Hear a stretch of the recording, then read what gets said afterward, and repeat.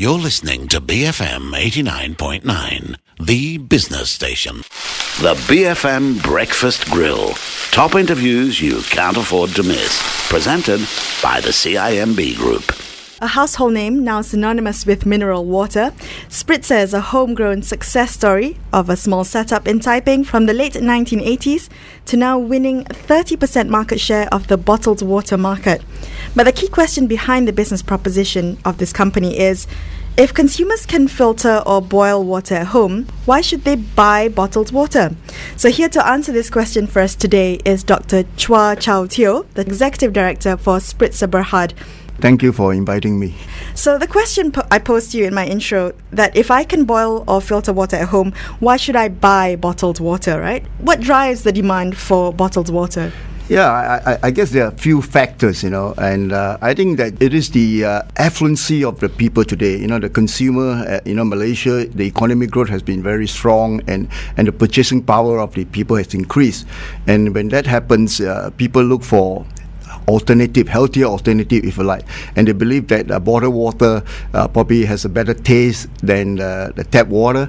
And then of course the fear of many times the problem with the tap water issue about like recently without no pump, and then they couldn't get any water from the in Cheras area and all that. So there's a lot of these factors, and that people just feel that bottled water can be a better alternative. So how much do you think is actually driven by the perception that Malaysian tap water isn't drinkable?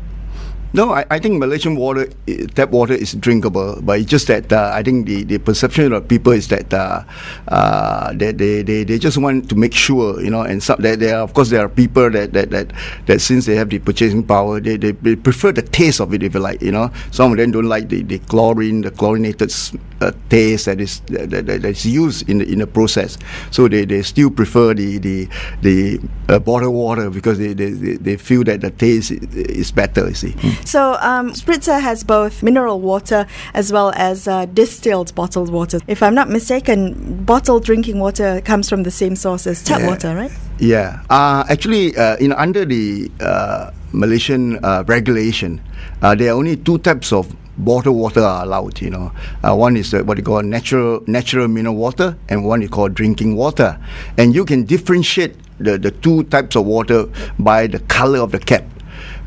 For drinking water, you can only have white cap, whereas for mineral water, you can have assorted colors. That means you can either green, yellow, blue, as long as not white color. And drinking water can come in three categories. That means you can either be a filtered water, or it can be a reverse osmosis process, or it can be a distillation process. So these are the category for drinking water. And natural mineral water has to be from a source that is away from an aquifer, if you like, an underground water source that is away from industrial pollution, and it has to be in a place where there's like at least 1 kilometer, your surrounding area, 1 kilometer, there must be no types of industry or no types of pollution. And so Spritzer's drinking water, is that distilled or reverse osmosis? We have actually two types. One is that it is a reverse osmosis, which we do that in the Shah Alam plant here, and we also have a distilled drinking water, which we also do that in actually Taiping. So both RO, reverse osmosis, and distilled water, they are the same. They are water without any minerals. All the minerals has been removed, you see. So it's pure water, right? Pure it's water. Essentially pure, remove all salts, all minerals. Yes, there's no minerals, So there's, of course, debate going on whether it's good for you or not good for you. So, How is it different from tap water, from Malaysian tap water? Okay, the Malaysian tap water is just water that has been processed through a lot of processing. They go through coagulation, sedimentation, and then after that they filter it, and then they use chlorine to treat it. And so what happened is in during the process of the Malaysian tap water through reverse water, as you know, and all that, what happened is that they do remove certain minerals, and they do remove quite a lot of other things. And so what happened is that the tap water will still have a little bit of whatever minerals that is there in the source of the water. The problem with tap water is that it's very difficult. I think you see what is happening recently, to process this water, because the water keep on changing. The raw material from the river keep on changing. So I can understand the difficulty of the of the plant, people who are treating the water. It is difficult, yeah. As in the sources may not be pure or might be polluted or contaminated? Because the raw material keep on changing, like they keep on fluctuating, you don't know what is in the river water that's coming in, and they have to take that raw water and keep on processing it. Whereas, say for natural mineral water, the aquifer is consistent, so, Okay, so your mineral water is extracted from an aquifer which is at the foot of Maxwell Hill, right? That's right, in Taiping, yes. So with this aquifer, is there a possibility of the water running out one day? Actually, it may, if you face a long period of drought, but we are fortunate because we are in Taiping, as you know, Taiping is known to be the place with the highest rainfall, and we experience like 4,000 millimeter per annum of rainfall per year, as compared to the nation average of only 2,000 to 2,005 millimeter per year. So we are fortunate that we are in a place where there's a lot of rainfall, and so what happens is that, and then we also take precaution, we don't over pump the aquifer at all. So we only control the pumping rate so that we don't get into that situation. So you're not extracting at a faster rate than it's being replenished. That's right. How do you control that?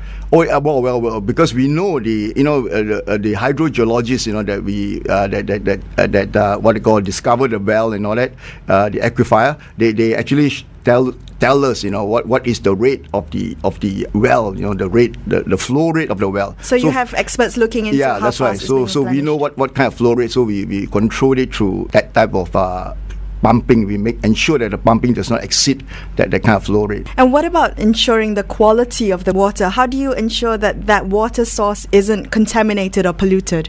Here we actually in Spritzer, we actually invested in a lot of money in acquiring like 300 acres of land. So I strongly believe that we are probably the only natural mineral water plant in the world that had this kind of land bank, 300 acre land, just to protect the underground water source, the aquifer, and so that we make sure that there's nobody else can come in, to let's say to set up a plant there or here, and so we surround it with all these tropical rainforests, natural rainforests, and the environment is so conducive, pristine surrounding with large greenery that protect and sustain the quality and the integrity of the aquifer, if you like that. So 300 acres around this aquifer is your catchment area, so to speak. That's right. And it's private land, so no one can come in and mine or pollute it. Mine or pollute it. So this is the effort that we're doing to ensure that